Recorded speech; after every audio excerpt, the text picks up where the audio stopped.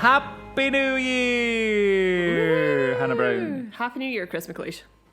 Yay. And Here what we a are. year it's going to be. Or has been. 2020 is going to go down in the history books. I had so many plans for 2020, Chris. I was so full of optimism on the 1st of January 2020. Had so many exciting things lined up. At least it didn't take too long for it to go to pants because you didn't get That's halfway true. through with the false sense of security that the full year was going to be cracking when actually most of it's pants. Yeah, that's fair. Yeah, it's been a time. Yeah, well, it can only get better. That's what I say. Touch wood. Here's hoping. Here's hoping. Yeah. You a big New Year fan? Year nay? Not at all. I don't really celebrate New Year. As a family, we never really did. Shetland and New Year was always quite good because we used to split. We'd do Christmas with Dad in Shetland one year and New Year with Mum, and then the next year we'd swap. And New Year in Shetland was always quite the time. It was it's more of a thing up there than it was down here. Hanging out with those mafia cows. That were after Exactly, your the sister. mafia cows. They'd be like, yo, give us a Baileys. You used to kind of go around different houses. The first footer thing seemed to be more of a thing, which I'm sure That's you'll talk fair. about. Was I will talk about. quite the thing at New Year in Shetland. Whereas down here, we never really did much. I would eventually, when I got older, would do it with some friends. But the past 3 years, I've just sat in the house. Oh, Yeah, I That's just fair. work Hogmanay, come home and be on my own. And I miss the bells most of the time. So it gets to like 1:30. And I'm like, oh, it's an entirely different year and I didn't know. it's New Year. It's New Year. All of a sudden, how did that happen? Yeah. Oh, that's fair enough though. I know. What about Yeah, you? I yeah, kind of the same. Remember that ancient time when theatres were a thing? Oh, yes. Normally, I'd be off to like the Tron Panto in Hogmanay because that's always a great Okay. time in Hogmanay. It's just because it's wild. It's like a big Yeah. party. Come back, stuff my face with food, and wait up for the bells and probably go to bed at like 12:30 because I am not an evening person. Perfect. Well, I very much am. There was a couple of years in a row where I would work Hogmanay and then I would drive home like the wind to get home in time for the bells. And there was one Wow. particular Christmas where I was literally getting in the door as the countdown happened. And Mum was like, get a drink, get a drink, get a drink. And I got like, obviously because I don't drink, I got like a glass of water. And then I was like, Happy New Year, just in time. But I love that. I think it's probably 3 years in a row, maybe 2 years in a row where I've not really done anything at all. But this year Yeah. I will be with my mum. Which is nice. I'm pleased about that. But yeah, also, I'm not like a big party person, and I also do not drink alcohol. So the whole idea of going out into the town for Hogmanay makes me feel vaguely nauseous and quite yeah. scared because, it's my idea of hell.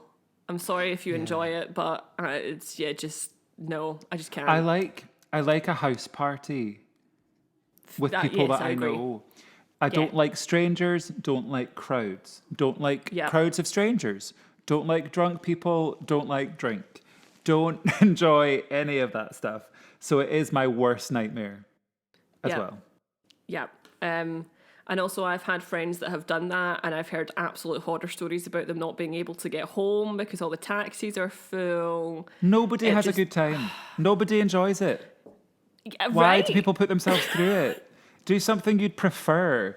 Like, stay in, pop on a movie. Exactly. I don't... Yeah. I'm also I don't- normally ill. What, sorry? I'm normally ill as well. I feel around about this time of year, I get hit by some kind of bug or cold normally. And so either Christmas Yeah. or New Year, I'm normally pooped because I'm ill with something. Exactly. And also usually normally like New Year's Day is one of our few days off over the Christmas season from work. And usually by that point, we've been mixing together so much. We're sort of incubating all our individual illnesses and colds and... Yeah, being alone is the celebration that we deserve Yeah. at New Year. Yeah. It is very true. Which is why I don't understand why people work with crowds want to go back out into crowds. And I'm like, no, I don't want to talk to the peoples. Nope. Don't want to do Yeah, it. but flying solo at New Year is perfectly respectable. Yeah. I do quite like that. I mean, the only one thing I do like about New Year is that for New Year, I quite like, as we will talk about today, it just feels like a very Scottish celebration is New Year. Who doesn't sing Auld Lang Syne, which is literally a Scottish poem by Robert Burns? Yes, that one. He's a nasty man. Remember how in the last episode we were talking about sex pests? Well, I have a story for you. He was the worst. Oh, yes. I believe his reputation did precede him at the time, and I'm not talking about his way with words, shall I say. Oh, what a man. What a guy. What a guy. Why does nobody talk about this stuff? Why do we delete the nastiness of historical figures? You make a very valid point. It's very, very true. Yeah. Because that's actually something I didn't know about Robert Burns until relatively recently.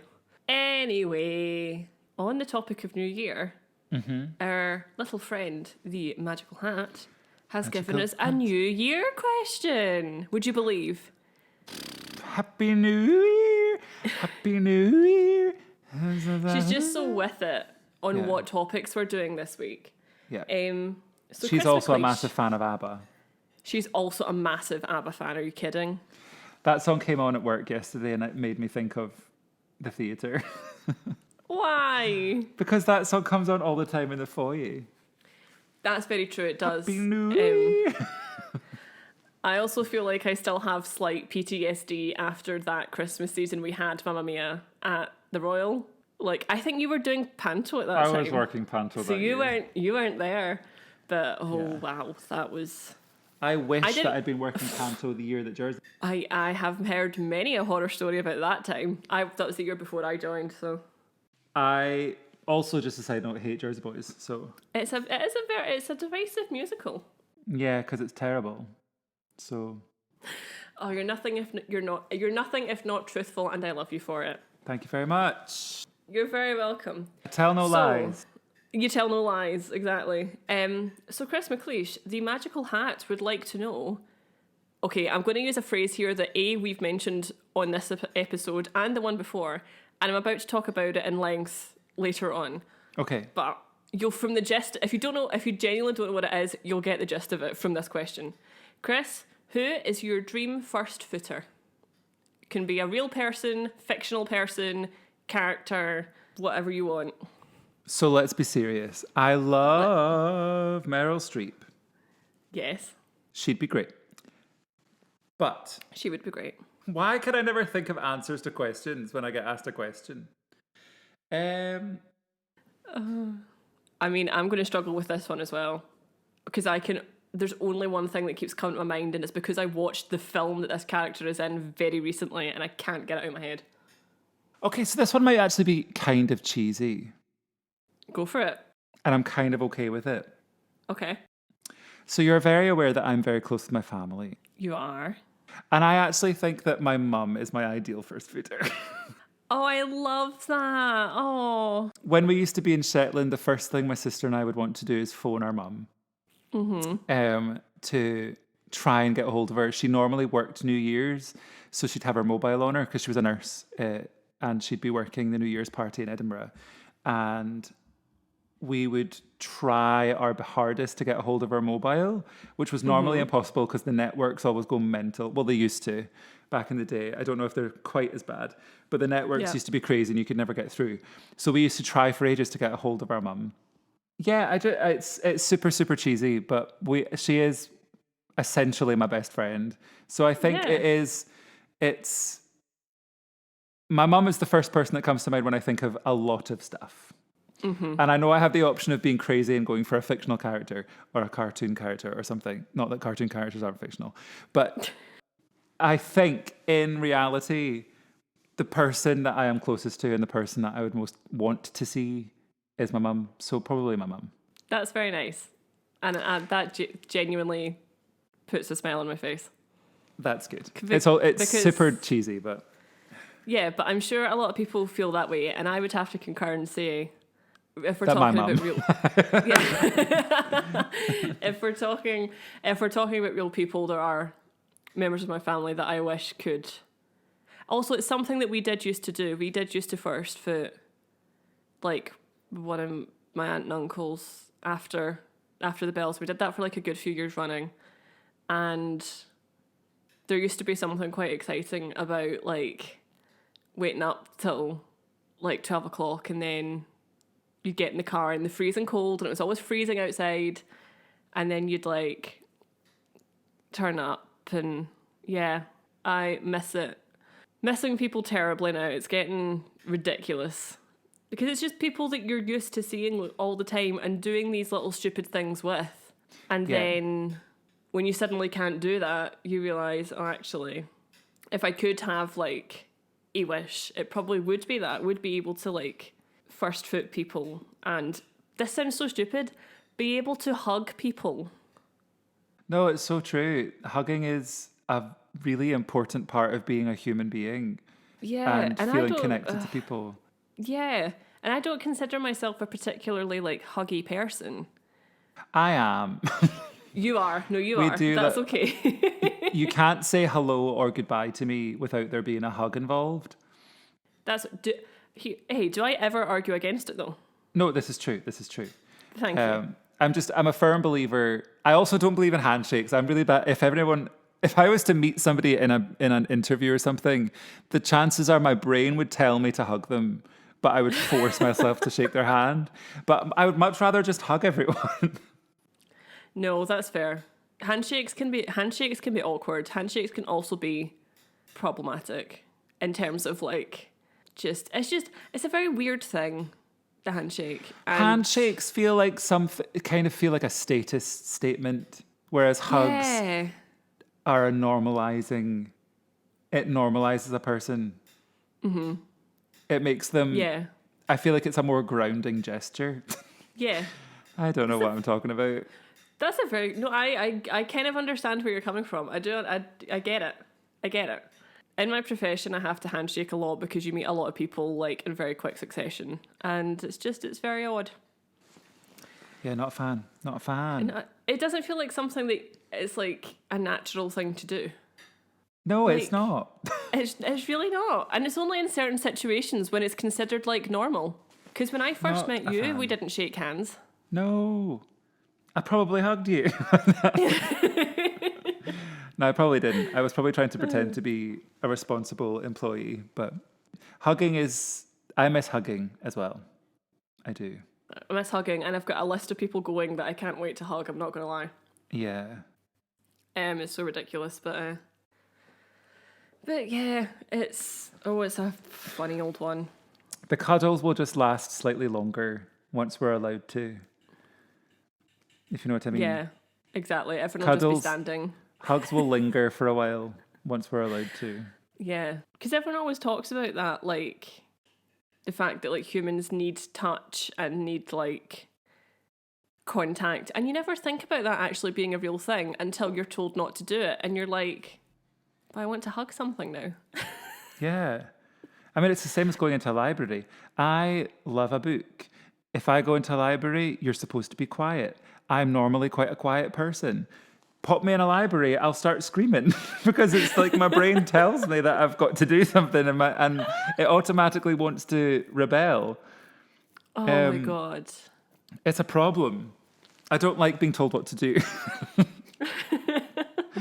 But I'm also very good at respecting rules. You are. That's very true. Well done. Thank you. Excuse me. Bless you. Good lord. Thank you. That was a Practically violent sneeze. Peaked my mic. Wow. That was unexpected. I expected it. I could feel it brewing. You expected it. Oh, here she comes. I can't connect to your Wi-Fi network. You can find setup instructions in the help section of your She's a pain in the arse. 3 times tonight she's done that. 3 times. 3 times. She just wants to be in on everything. I could be sitting in silence doing nothing but reading a book or crochet or something and she'll chime in. And I'm like, what sounded like your name? I'm sitting sorry. here quietly by myself. Do you think it's might be those ghost children that are roaming about the old school that you live in? Keep setting it off. I wish it were. You never know, it might be. I just don't think children died here. As much as I... No, never mind. I'm not going to say that. No. But although it doesn't necessarily mean that they died there, it just means it might have been a place that they felt connected to, that they've gone back to. It was a school. Who in their Some right people mind would go like back to school. school? Some people liked it. I I quite liked refuse. school. I would never kind of. return to my school, ever. It's a source of trauma. Shall we fire into stories? Let us get into stories. I Let's just believe do you it. are first. I am indeed. And I am going to tell you the tragic story of Black Hogmanay. Lovely. So, Black Hogmanay. Okay. We are in Paisley. So, for anyone who Okay. isn't aware, Paisley is a town outside of Glasgow. It is where the Paisley pattern comes from. It is indeed. Yep. And it's also where my other half lives. So, that's lovely. Aww. The Glen Cinema is the location of our story. It was opened in 1901 and it became known as The Glen and the Royal Animated Pictures. So it had two little names. On the afternoon of the 31st of December 1929, a children's matinee was taking place with nearly 1,000 children present. Many of the children present were sent out of the house to the cinema on Hogmanay to allow their parents to get the house cleaned and ready for the new year, which is, I have learned, a Scottish tradition. It is indeed. They took their seats in the crowded theatre, sang their song, and settled down to watch the new cowboy movie, which was either called Dude Desperado or Desperado Dude. I've seen both as prospective titles. Who knows? It was a cowboy movie. The film's literal film, was put in its metal can in the spool room, where it began to issue thick black smoke. Not good. Nitrate film, as used at the time, can burn on its own without needing a supply of air. When an assistant film operator spotted the smoke coming from the film container, he tried to smother the flammable film, but the container sprang open and smoke fumes entered the hall. Soon, smoke filled the auditorium, which contained around about 1,000 children, as I say. Panic set in, children ran downstairs so fast and in such high number that they piled up against the escape door, which led to Dyer's Wynd. Oh. The door couldn't be opened because it was designed to be opened inwards and had been padlocked. Children were trapped and were crushed against the doors with the force of the other panicking children coming up behind them, trying to reach the exit. People in the balcony were also panicking, and their only way of getting down in their state was to jump from the balcony onto the children below. Oh my God. Yeah. The following day, Paisley was stunned at the news that 71 children had died in the crush in the worst cinema disaster in British history. And there were, I think, there were a further 30 children injured, I believe. Yeah. So I've got a couple of little quotes from people who were there. So Okay. Emily Brown, who's 95, she was one of the children who was there. She said that she remembered not wanting to go that day, but she had to because her mum wanted her out of the house so that she could get the place in order. Robert Pope, who was 98 now, had got up that morning and asked his mum for some jars to exchange for money so that he could go to the pictures with 7 of his friends. Emily Brown had gone with her older sister Jean, who was 10, and her younger sister May, who was 3. They heard somebody shout fire and started to head for the exit. There was screaming and shouting, and people were pushing and trampling on you, and you were trampling on others, trying to get out. Emily remembers the people jumping from the balcony, or they would jump onto the stage in order to try and get out, and she got separated from her sisters in the panic. She remembered somebody smashing a window, and it was a fireman on the outside who helped her escape the building. Emily's aunt later found her wandering down Glasgow Road and took her home to her mum on Hunter Street. Her sisters Jean and May, luckily, were already there because they'd managed to stay together during the chaos and also managed to escape. Mm-hmm. And she said, I think my mother gave us all an extra cuddle that night, which is so cute. Oh. Robert says that he doesn't remember an awful lot about it, but he thinks that his guardian angel had been watching out for him that day. When the panic started, he remembered something completely came over him and he just stayed still in his seat and didn't move. Mm-hmm. He didn't remember much until later on, and the fireman was clearing the hall and he asked him what he was doing, still sitting in his seat. And he said that he was waiting for the picture to come back on, and he was told to head home and that the film wouldn't be coming back on. Mm. His friends saw that he didn't come out and had told his mum that he was still in there, and she was getting ready to go up to the hospital to try and find him. As she opened the door, she walked up the stairs, and he remembers the look of relief on her face when she registered that he hadn't been one of the victims. He's also glad because he was relieved because it meant she didn't have to see the traumatic experience at the hospital of the children who had been killed or injured. So he was relieved as well that she didn't have to experience that trauma of seeing that. Yes. Robert's friend, William Spears, he had been sitting beside him and fled during the panic, didn't survive the crush that day. Mm. When news of the disaster spread through the town, the entire community went to the Glen Cinema to try and help the children out. Emily's mum was one of those who pulled children from the cinema and loaded the injured ones into trams for the hospital, not knowing if her children were safe, injured, or worse. Emily's mother turned out to be the only resident from Hunter Street who didn't lose somebody that day. Oh, God. The funerals of all 71 victims took place in early January of 1930. The town came to a complete standstill to pay their tributes to those who died. Everyone turned out, including the hospital staff who treated the victims and survivors, and the Boys Brigade walked in the funeral procession. And there's a photo of that, and there's loads of them, loads of the Boys Brigade there. The children were laid to rest at Hawkhead Cemetery, where a memorial still stands to remember those who did not return home to their families on that horrific Hogmanay. An inquiry was held in Edinburgh on the 29th of April 1930, during which it was revealed that the cinema had been inspected and pronounced safe by the Paisley Fire Brigade the morning of the fire. The owner, James Graham, had, however, agreed that there were insufficient exits, but claimed he had repeatedly reminded the manager, Charles Dorward, that the escape exits were not to be closed during matinee performances. The manager conceded that the exit gates had sometimes been locked to prevent children from entering the cinema without paying. A policeman who arrived on the scene just after the fire started reported that the gates were padlocked. However, another witness confirmed that she had seen Dorward unlocking them. So, not sure what's going on.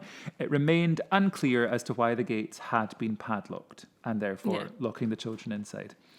The conclusion of the inquiry was that the fire had been started by a short circuit when a metal box containing film stock had been placed on top of a battery in the projection room. The tragedy had been made worse by the limited number of exits, insufficient attendance, and overcrowding. The building that hosted the Glen Cinema still stands and is currently a furniture store. A relief fund for the injured children and bereaved parents was raised, and it was £5,300, which in today's money is probably quite a lot. I would think. Yes, and Paisley Town Council offered them Paisley Town Council offered them a week's holiday at the seaside. Oh. And I read in one place that if this had happened now, there would be all sorts of bereavement counsellors. There would be counselling for everyone who was a survivor, but also the families of the victims and all that kind of stuff. Mm-hmm. But back in these days, people just kept stum and tried to crack on, which was probably not good for anybody's mental health. But so at this time, although we would see it strange that the thing they were offered was just a trip for a week, at this point in time, it probably would be considered quite a nice and probably large gesture to people who had suffered such a huge tragedy. The cinema manager was put on trial for culpable homicide, but was found not guilty. News of the disaster was far-reaching, with letters of condolence being sent to the town from people across the globe.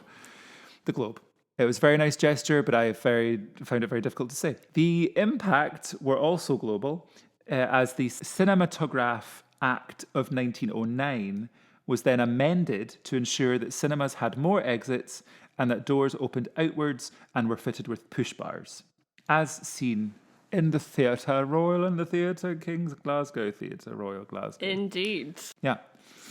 A limitation was also placed on capacity of cinemas and a requirement for an appropriate number of adult attendants to be present to ensure the safety of children. And this is great. This is great. Yeah, very fair. Yes. The survivors and their families continue to commemorate the disaster every Hogmanay alongside members of the local community. And I know that in 2019, I'm not sure if the two survivors I spoke about, Emily and Richard from earlier, are still alive. Not sure, but they were there at the 2019 memorial and laid wreaths, which was nice. There are some artifacts in the Paisley Museum to commemorate the disaster. So there's a receipt for a funeral, a pair of shoes, and a hat. There's also letters sent to the Provost of Paisley from other civic leaders in the UK, Europe, and from the USA. Some of the more poignant letters were from women who were unable to keep their own children, offering them to the devastated families of Paisley. Oh, God. Which is awful. Wow.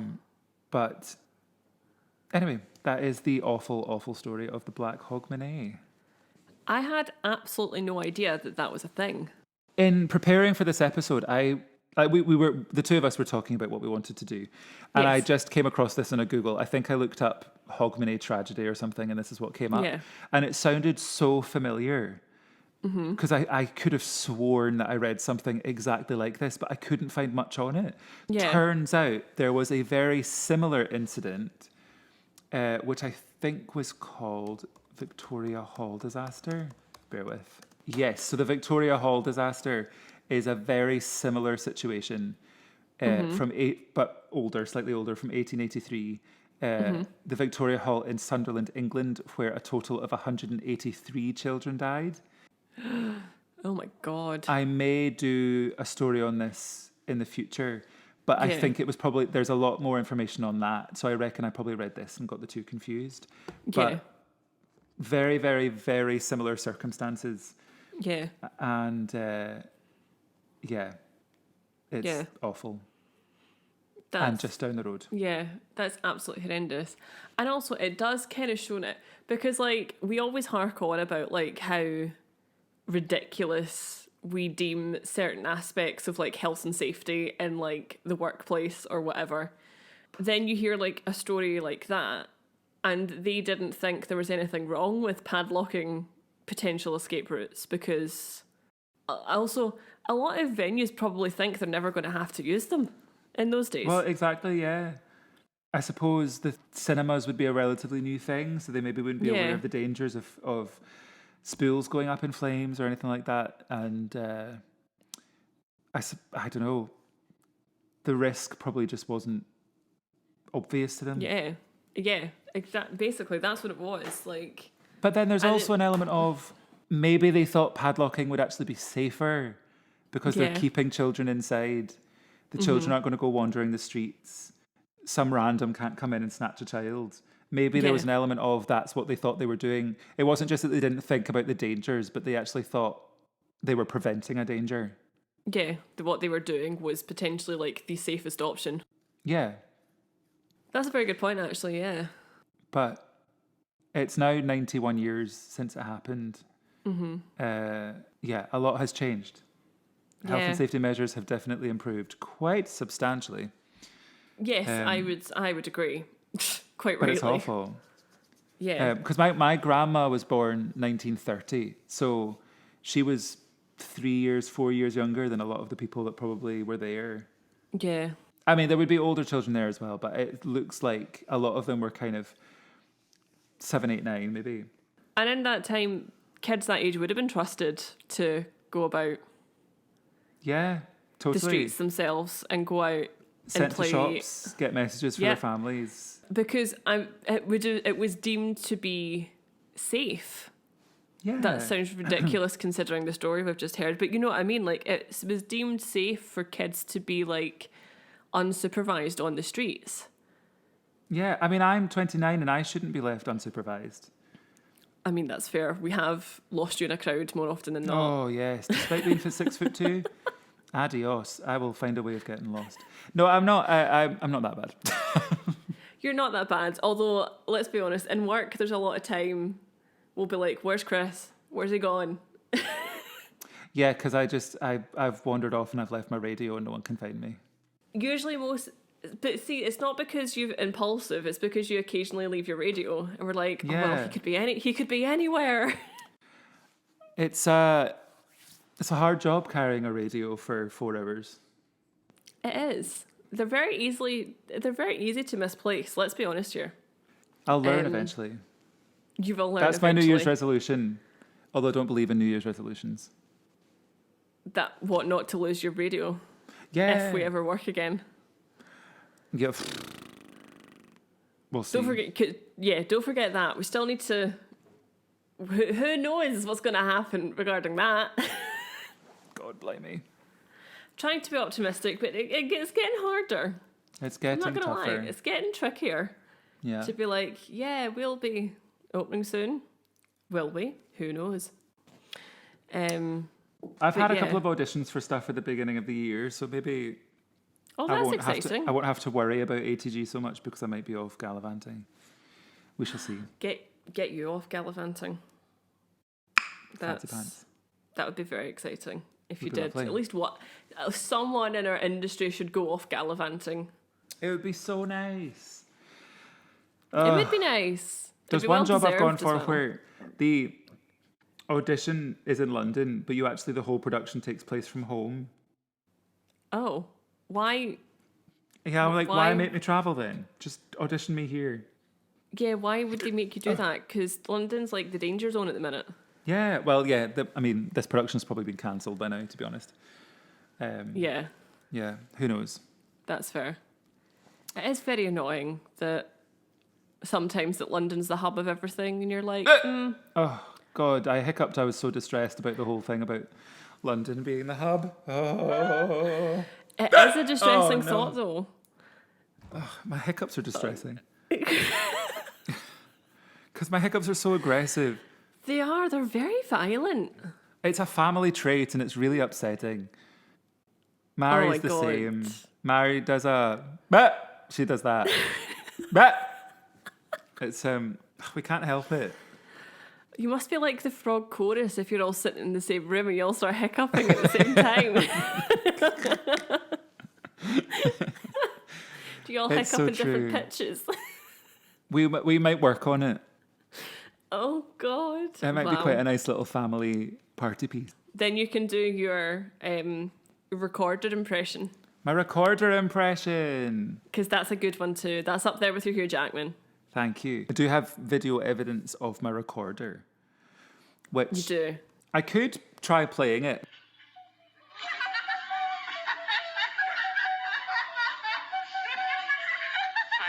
There you go. What more could you ask for? I couldn't hear anything. Oh, could you not? No. Well, you probably couldn't, but I think that I know what you sound like. Yeah, my podcast So mic probably picked it up. So the podcasting fam will know. Well, I had absolutely no idea that story even existed, and that's a horribly tragic story. And I feel like we should know about it. We should. And I felt it's probably the first story that I've done that is not current, but recent history enough and about something so horrific. I was not able to do it in the most light tone.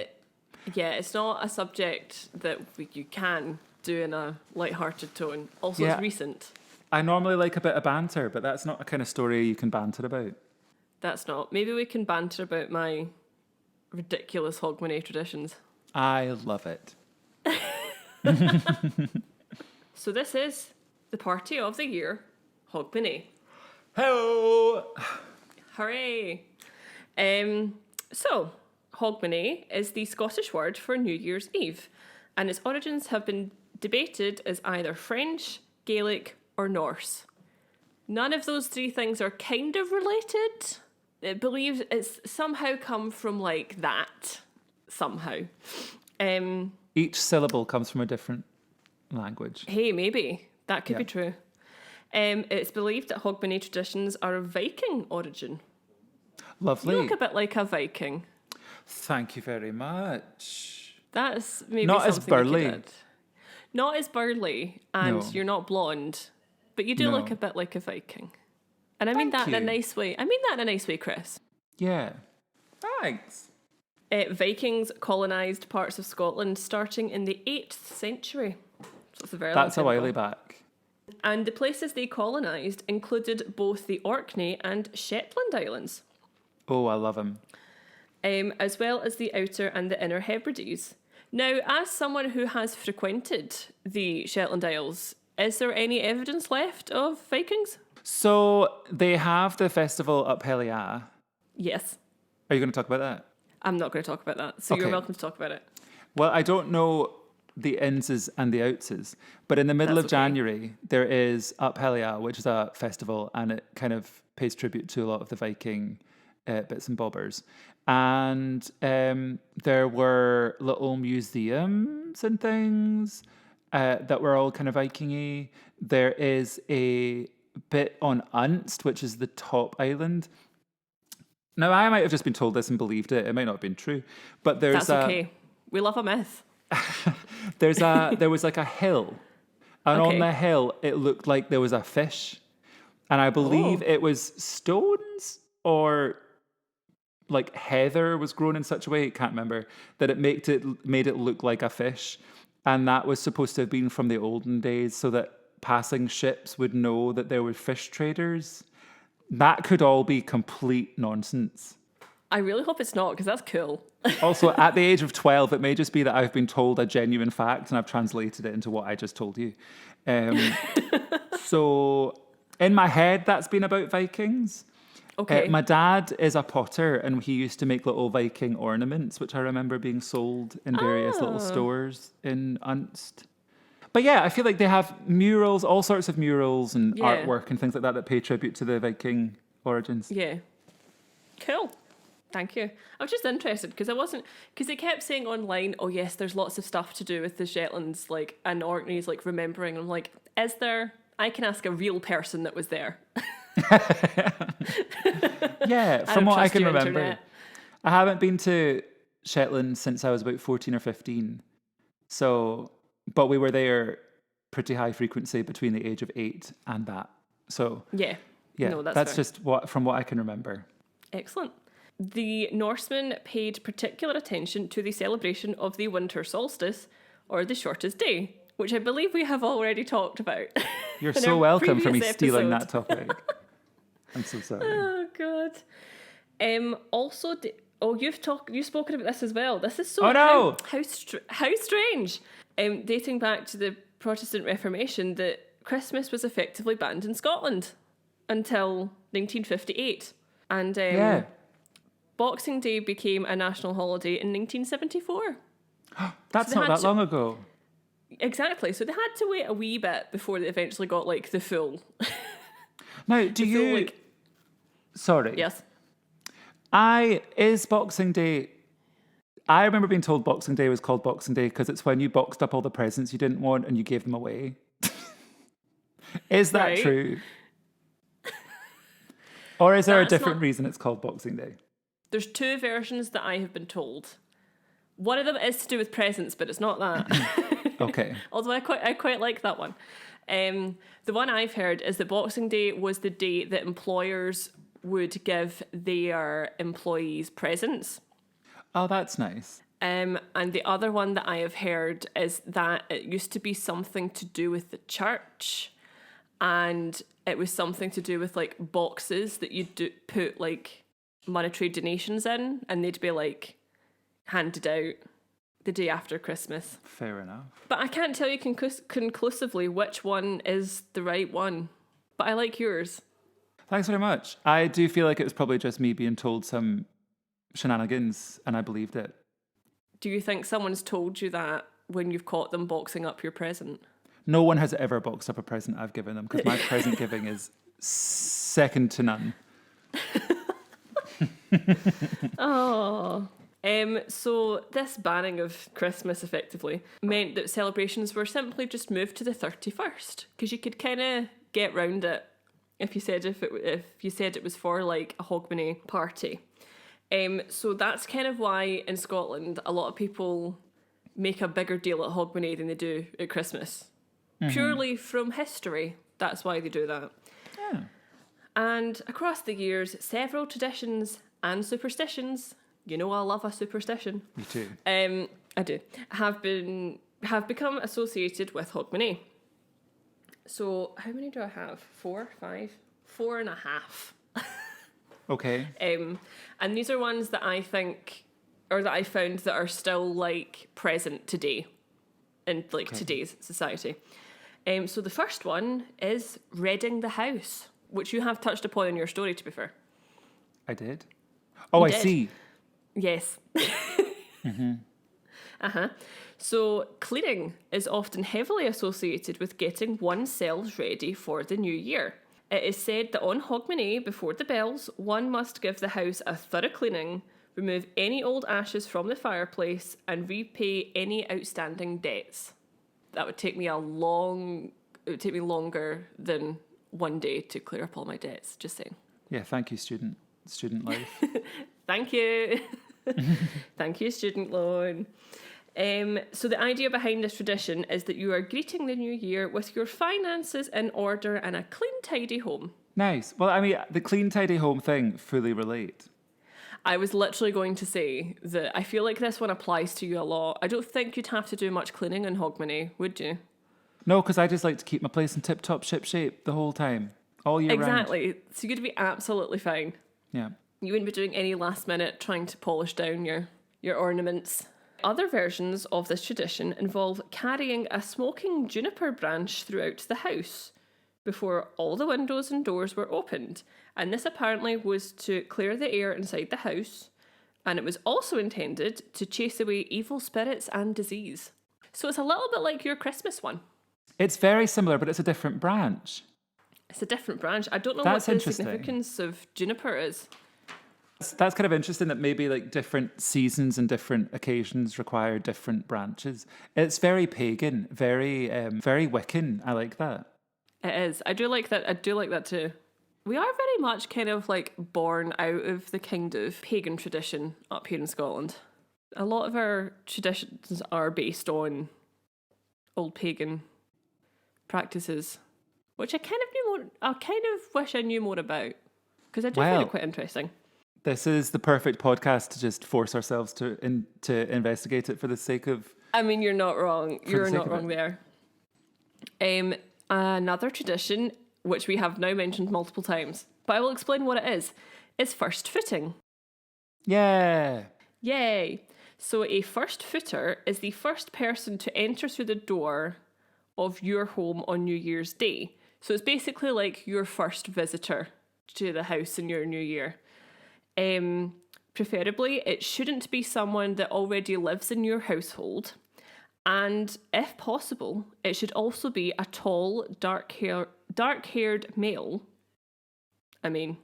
So I should just go around all my neighbours and walk in their house? Basically, I mean, you are a very good description of that. So you could just go knock on everybody's door. I'll walk in and they'll be like, excuse me, you have to leave. And I'm like, I'm doing you a favour. I'm bringing you all the luck. This is tradition. Exactly.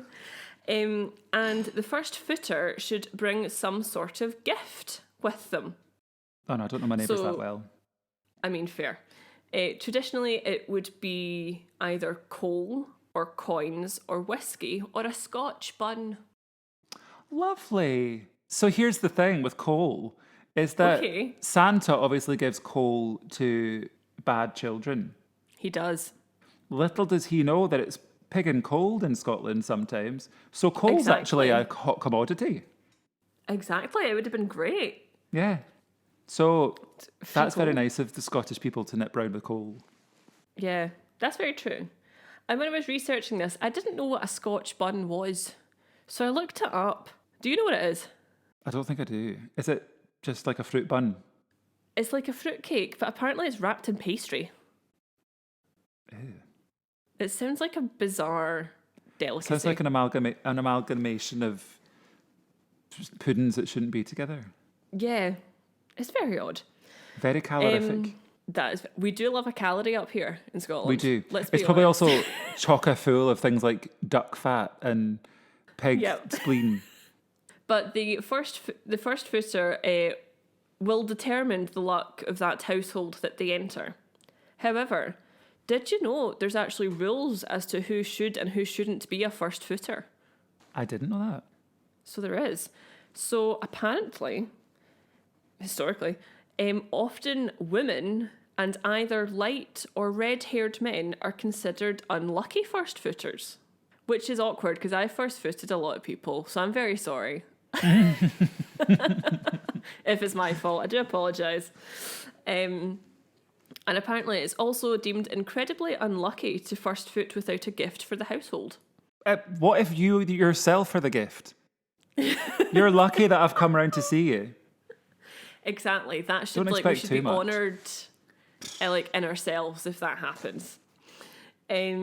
So this tradition is believed to date back to the time of the Viking occupation, where, understandably, if a tall blonde man wielding an axe turned up at your door, it didn't often signal something good. Depends what you're into. Well, yes, now that's a conversation for another podcast, dear. And so first footing is probably the most widely observed Hogmanay tradition, like still in society. A lot of people, when there's not a pandemic on, will first foot like after the bells or on New Year's Day. Yeah, Which if you is try to nice. first foot me this year in 2020, you will not be getting anything good from me. You'll be getting a good old smackaroo with a Exactly. sledgehammer. Yeah, don't go to Chris's Or door, some he'll drop Dettol kick to the you. eye. Oh, yes. Oh, God. So another tradition that you have also mentioned in passing. I can't remember I'm if it so was this sorry. I episode. literally covered your entire... Well, no, it's... No. No, I mean as in, like, you've mentioned it because they're still in circulation. So it's a good thing. Okay. Because it just proves my point that we crazy Scots people still do this. Okay. Okay. So don't you worry yourself. So another still observed tradition is the singing of Auld Lang Syne at the bells Yes. by our wee cheeky sex pest himself, Robert Burns. Robert So Burns. it's a Scots language poem written by Robert Burns in 1788 and is set to the melody of a traditional folk song. The title can be translated to mean Old Long Since or Long Long Ago or Days Gone By. The repeated line in the chorus for Auld Lang Syne loosely means for the sake of old times. Traditionally, when singing, one should join hands with the person next to them with your arms crossed and over your front. And then at the end of the song, everyone rushes into the centre of the circle, hands still joined, and then back out again.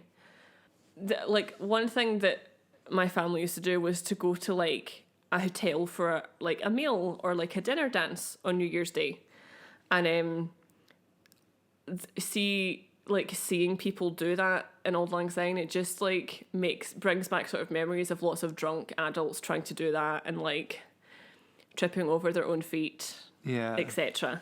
Do you know what I mean? Yeah. It Yeah. also just makes me think of like the end of parties or weddings. Yeah, exactly. It's weddings for me and Kaylee's at school and all that kind of stuff. Exactly, yeah, Kaylee's as well. It just makes me think of lots of drunk people tripping over their own feet, trying to hold hands and sing in the Scots language. Never usually ends well. No. So this tradition has become a worldwide one, and it is believed to have been brought over to different places by immigrating Scots throughout the centuries. So we've been going about, and by osmosis, everybody else has picked up this song because of us. The original influencers. Although being synonymous with New Year, like we said, the song is often sung at the conclusion of ceilidhs and weddings. Another repeated element of a New Year, like tradition / superstition, is that of fire. Haha. So fire has also traditionally become part of many Hogmanay celebrations throughout the country. One of these includes the Comrie Flambeau in Perthshire. So as the bells chime midnight on Hogmanay, the flambeaux are lit, which is torches consisting of long birch poles with tarred rags at the top. These are paraded throughout the village, preceded by a pipe band. Also, a traditional fancy dress parade is also included in the celebrations. I love fancy dress. Love a fancy dress. That's like your perfect thing, because that's like Halloween. Yeah, that's essentially Halloween, but at Christmas time. Yeah, there you go. I You need love to go that. here. I'm off. And it's believed that the purpose of this parade is to ward off evil spirits. So Oh, again, playing in... They wouldn't allow me in then. Oh, I mean, that's true. They might try and burn you, and that wouldn't be good. We don't need that. No. That'd be I'll bad. leave it. Another celebration, and perhaps one of the most famous and well publicised, is the Stonehaven Fireballs at Stonehaven in Aberdeenshire. Locals will form a parade of swinging fireballs around themselves, and the procession is often observed by thousands of spectators, except for this year because we can't stand within 2 metres of each other. With a dozen spectators. With a dozen spectators. The idea behind the ceremony is that the fire will burn away bad spirits from the old year so the new year can start afresh. Like a good burp. I don't think I've ever heard anyone refer to the Stonehaven New Year celebration as a good burp. But you mean Yeah. it is effectively that. Yeah. It is effectively that. Getting the demons out. The first written documentation of this festival is 1908, although it has been debated that it may stretch back further, as lots of locals have heard about older celebrations through word of mouth and through kind of local stories, etc. Fire at Hogmanay appears to focus on the expelling of both the old and the evil and the idea of purifying. It also places an emphasis on the light amongst the darkness, and it could be argued that these celebrations are influenced by the ancient pagan traditions that at one time were observed throughout Scotland, as we have heard with your Christmas traditions. We're basically all still a bunch of inadvertent pagans. Which I love. I'm going to get one of the hats. Do pagans have One hats? of the hats. I don't know, did they? I think Maybe. I'm thinking of the pilgrims. It's quite a different thing. It's a different thing. I'm sure pagans had hats too. They probably did. The It was pilgrim chilly. hats are funny. It was Chilly Billy back in pagan times. It was. It was cold. Oh, yeah. It was cold. Yeah, especially here. Are you kidding? They're freezing their little pagan noses off. But did you know there is a slightly more modern and less superstitious tradition that now takes place every New Year? That started as recently as, I believe, 1986. The year before Mary was born. Aww. Oh, that's nice. So this tradition is the Looney Duke. Oh, yes. Yes. I'm aware of a Looney Duke. Yes. So this is a more modern and slightly more light-hearted New Year's tradition. And it's called the Looney Duke. And its name literally means a lunatic dip, for anyone who didn't know. So the event was first created in 86 as a joke, and it was again repeated for charity. It has since become a regular event on New Year's Day. So it entails jumping into the freezing waters of the Firth of Forth in South Queensferry whilst dressed in fancy dress. Another opportunity for fancy dress. Loves it. There you go. So the Firth of Forth connects to the North Sea, which is why it's absolutely freezing and why it's not recommended that you should jump in there for a substantial length of time. But what started as something effectively, apparently it was said to the guys who kind of originally did it that it would be a good way to cure a hangover. Okay, good, yeah. Would be to jump into the Firth of Forth. So they did that, but then it slowly kind of snowballed into a full-scale charitable event that now starts with like the parade of the people who are going to do it now parade through like the local village or town in their fancy dress, and they're effectively led down to the first, the fourth, and then like let go to jump in. So they Love that. because we be crazy. They We do. just love. They do a Looney Duke in North Berwick as well. Do they? They do. So I have witnessed the Looney Duke, but I haven't ever partaken because I don't like being wet and I don't like not having clothes on. Fair enough. Both valid things not to like. Yeah. Yeah, it doesn't sound like something that would take my fancy. No. Because I don't know. Just no. I'm quite happy with my superstitions about not being the first person to go into somebody's house in New Year and cleaning up and all that jazz. That's more up my street than jumping in Yeah. Absolutely. dressed as a whatever in the freezing cold. Doesn't sound like much fun to me. Dressed as a pagan. Dressed as a pagan. There you go. There you go. That's your Sorted. fancy dress for next year. But I won't be jumping in. I'll just be standing at the side like a little haunted pagan child. And everyone will get really spooked out. Oh, That'll be fun. That's That'll the be best fun. way to do it. Oh, yes. That is the best way to do it. So there you go. That is the party of the year. That is Hogmanay here in Lovely. Scotland. And some of the crazy traditions that we still observe. Yeah. So for a place that has quite a lot of traditions for New Year, I don't think I really participate in many. I mean, not particularly. We No. do the cleaning of the house. But I mean, that's just like common sense because you don't want to sit in mess, do you? No, exactly. It's like, No, it's who how I wants to feel do about that? spring cleaning. Spring cleaning, I'm like, why are you spring cleaning? Why haven't you been cleaning all year? Exactly. It should be You all wouldn't year need to cleaning. spring clean if your place wasn't already clean. True. It's a very good point. And if spring cleaning's about getting rid of rubbish in your house that you don't need, why have you got that rubbish in the first place? Just get rid of it when you see it. It's really Very true. simple. Very true. Don't understand it. Thank you very much for that. That was lovely. You're very welcome. You know I love a superstition. You do, and it is definitely a little light ending to what was a pretty nasty beginning to the episode. You're very welcome. But again, I say your story was very interesting because I had no idea it was a thing. Well, next time I'm in Paisley, I might go looking for this furniture shop so that I've got a vague idea of where it Yeah. happened. Yeah. But that's non-essential travel, so it might be a while. It is non-essential travel. That's very, very true. I get stopped by the police. Sorry, I am doing very important research for my podcast. I'm looking for where 71 children tragically died in a crush. You can try and plug it while you're being arrested for non-essential travel. That's to just scream a wee bit Gothic at the top of my lungs. Yeah.